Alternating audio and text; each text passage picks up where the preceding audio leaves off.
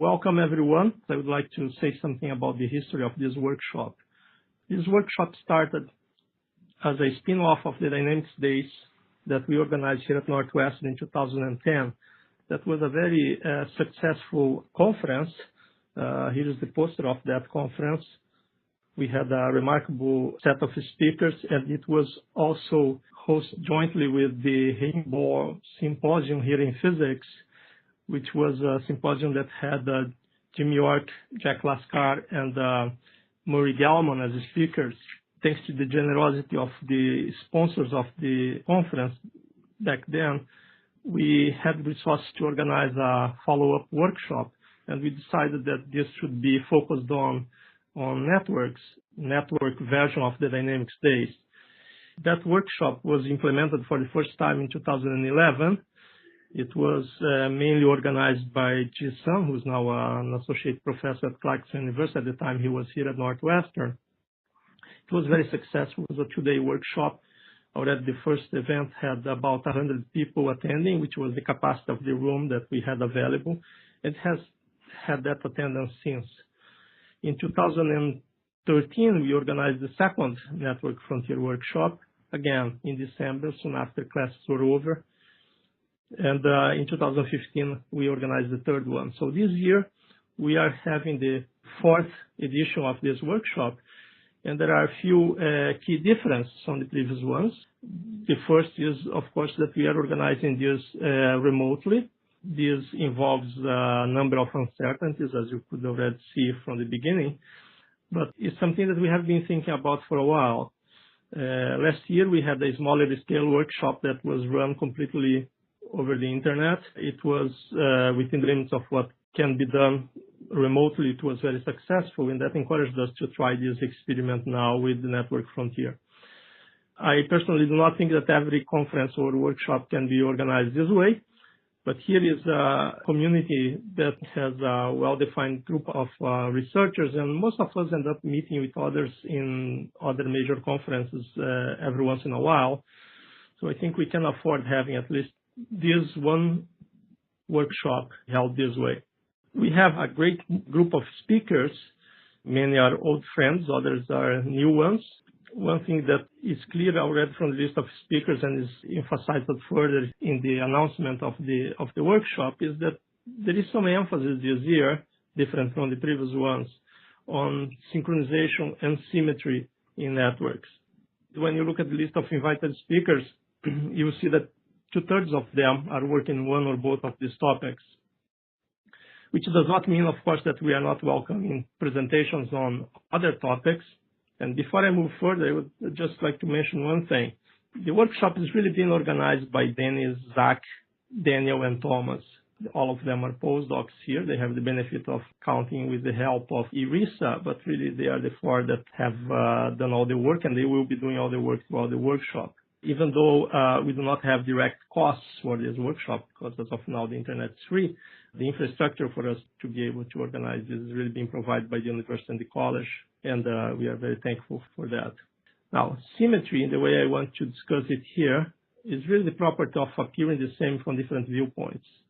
And synchronization, particularly spontaneous synchronization, that's the emphasis here, is really a pattern-forming process in which entities keep in pace with each other in a decentralized way. Now, both of these topics have a very long history.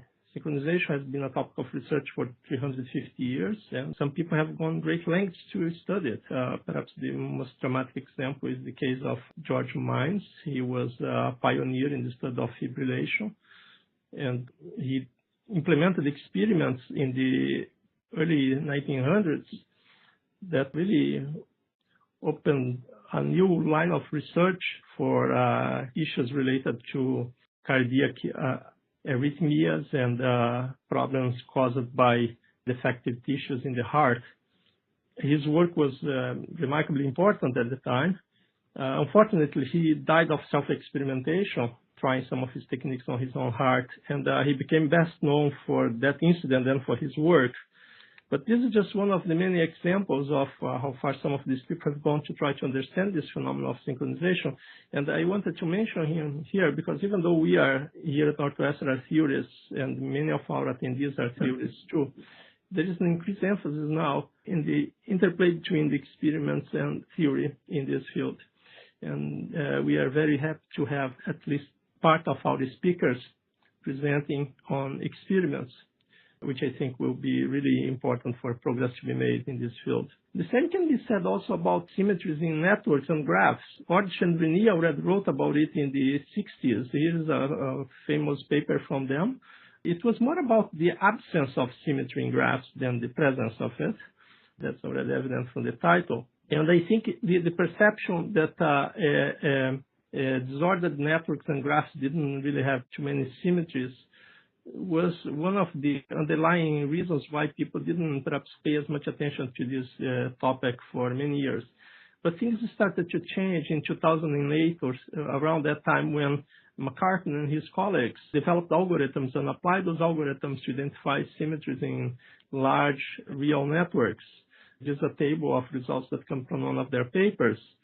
The first column is the number of nodes in those networks. You see that's just a piece of each of those networks. Like, for example, the internet is just a small piece of the internet. And yet, the last column here shows the number of symmetries defined as the number of permutation matrices that when applied to the adjacency matrix, you leave the adjacency matrix invariant. And you see these numbers are pretty large. You have a large number of symmetries, even for networks that most of us would agree look very disorganized and asymmetric to first sight. So now we have this situation in which we know many networks have lots of symmetries, and there are many problems to which synchronization is important. Okay. Now, those two things actually have a strong relation with each other. And perhaps the most obvious example is the case of cluster synchronization, and in particular, remote synchronization. Because the clusters have been related to symmetry clusters by many recent studies. I'm listing here a couple of my favorite papers on that topic. But I want to give you an example of my own to illustrate this point. Here we have a three-cluster system that comes from a paper that was published by a visiting student from China and Takashi Nishikawa. In this system, you have the cluster of oscillators A coupled to C through an intermediate cluster B. And you have a situation in which oscillators of A synchronize with oscillators of C, even though they are not synchronized with oscillators of B. So up to that point is an example of remote synchronization. But moreover, you can have a situation in which each oscillator in B is incoherent not only with respect to A and C, but also with respect to the other oscillators in B. And this is important for two reasons. The first is if you are communicating between A and C, someone trying to listen to the message in B will not get much out of it because the mutual information is very small. And second, actually more important, is that this brings in strong robustness against noise. If you have noise applied to B, it will have a very small impact on synchronization between A and C. Now, why is this possible? Well, this is possible because of symmetry. Even though B is an arbitrary network in principle, A is coupled to B in a way that's symmetric to the way that C is coupled to B. And that is really what gives rise to this phenomenon. Okay, there is a strong relation, therefore, right here between the phenomenon of synchronization and symmetry.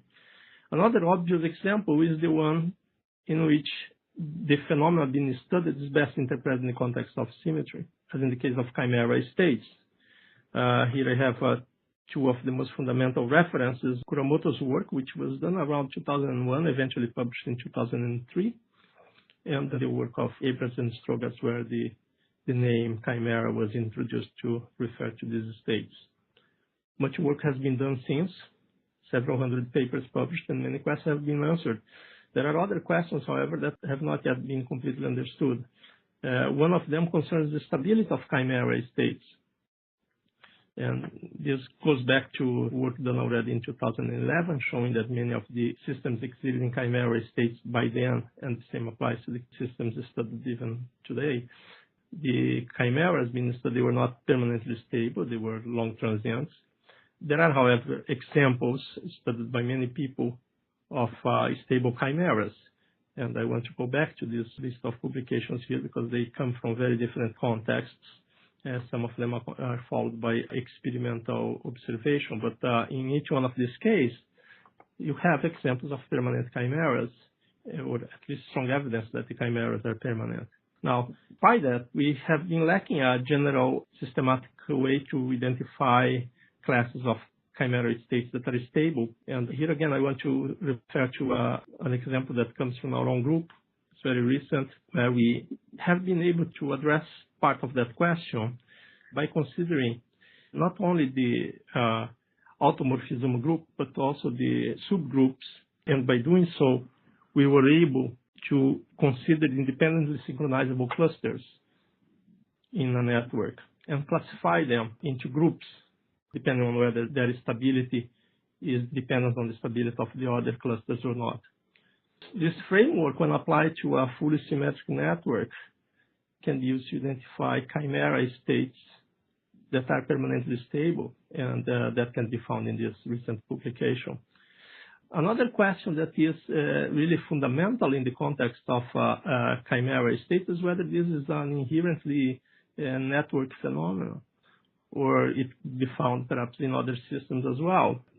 We have been particularly interested in whether strictly local coupling in continuous media would give rise to chimera states. And recently we have been able to give a positive answer to that question, and that was the work by Zach Nicolau, who is the main organizer of this workshop. Here is an image of how a chimera would look like in a complex Ginsburg-Landau equation. We thought this was important, so we gave it a name. We called it a frozen vortex chimera. You have a spiral in the center. Here is the part that's shown for the amplitude, and here in the top left is the part that's being shown for the angular variable. For this system, the role of fluctuation is very different from the one that we observe in non-locally coupled systems and in networks. I would say this complements well the work of, for example, Katarina Krischer, who will be giving a presentation in a few minutes here. She studied the non-local version of continuous systems like this one already a few years ago. I will now try to phase out from this presentation to show you a video to show you why they are called frozen vortex chimera. They will remain like that for up to millions of cycles, millions of periods. So in the center here you have really a spiral. It's in fact an anti-spiral. And around it you have the incoherent domain, which is it's really a turbulent region. And it remains just like that for extremely long time. I hope this helps motivate a little bit why we are so interested in synchronization and symmetry. More will be said through the presentations. In particular, I will self-advertise a presentation by Yangzhao Zhang tomorrow on asymmetry-induced synchronization, where the relevant things happen when you do not have symmetry. Having said that, I would like just to remind you that this is a two-day workshop. We have blocks of 4 presentations and little breaks in between. Thank you very much.